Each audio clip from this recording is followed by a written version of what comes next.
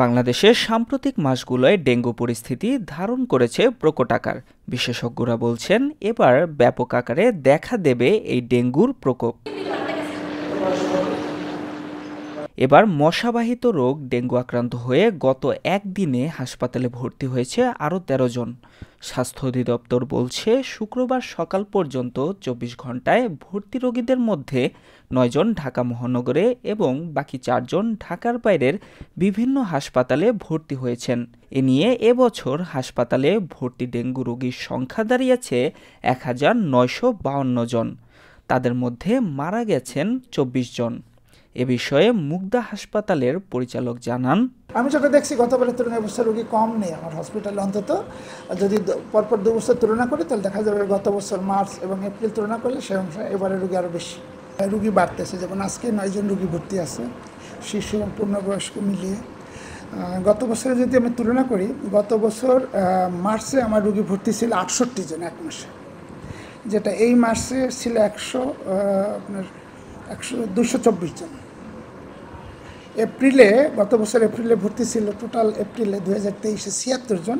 আজকে এপ্রিলের ২০ তারিখ, আজকে ভর্তি আছে ১২৪ জন। এই তথ্যটি প্রমাণ করে যে এবছর রোগী ক্রমাগতভাবে বাড়তেছে, কিন্তু আজকে ৯ জন রোগী ভর্তি আছে, যেটা গত বছর এই সময় কম ছিল। আর প্রস্তুতির ব্যাপার যেটা করেছি সেটি আমরা এক কথায় পরিপূর্ণভাবে প্রস্তুত, কারণ আমরা দুটো ডেঙ্গু ফেস করেছি এবং আমি অধিদপ্তর থেকে এবার ৫ জন ডাক্তার পেয়েছি। আমার একটি ডেডিকেটেড ডেঙ্গু ওয়ার্ড প্রস্তুত আছে, সেখানে অলরেডি রোগী ভর্তি আছে, চিকিৎসা চলছে।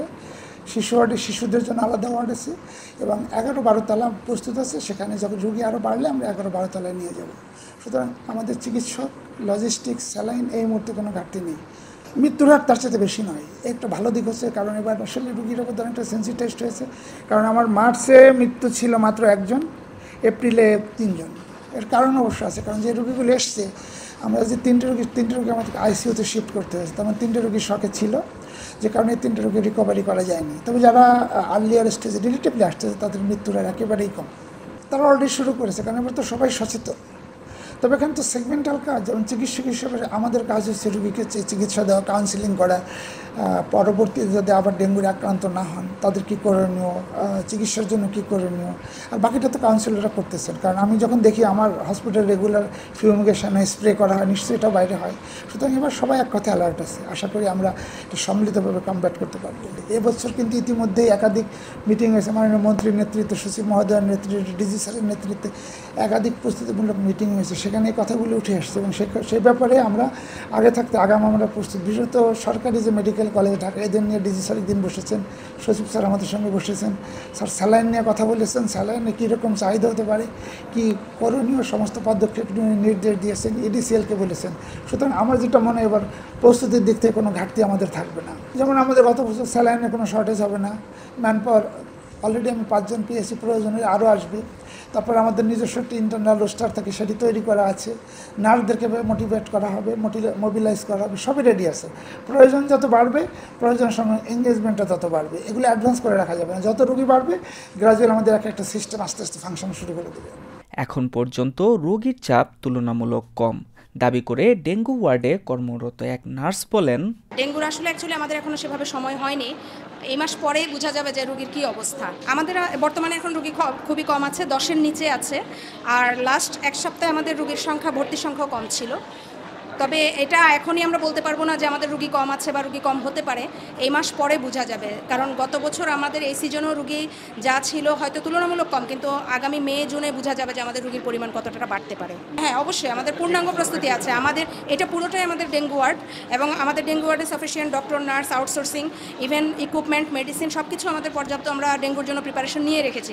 যেহেতু বিগত বছরগুলোতে আমরা ডেঙ্গু নিয়েই কাজ করে যাচ্ছি, আমরা ওভারঅল ডেঙ্গুটাকে মাথায় রেখে এগিয়ে যাচ্ছি। ভালো চিকিৎসার আশায় মুগদা হাসপাতালে আসা ডেঙ্গু আক্রান্ত রোগীদের সাথে কথা বলে জানা যায়, জ্বর কয়েকদিন থানি,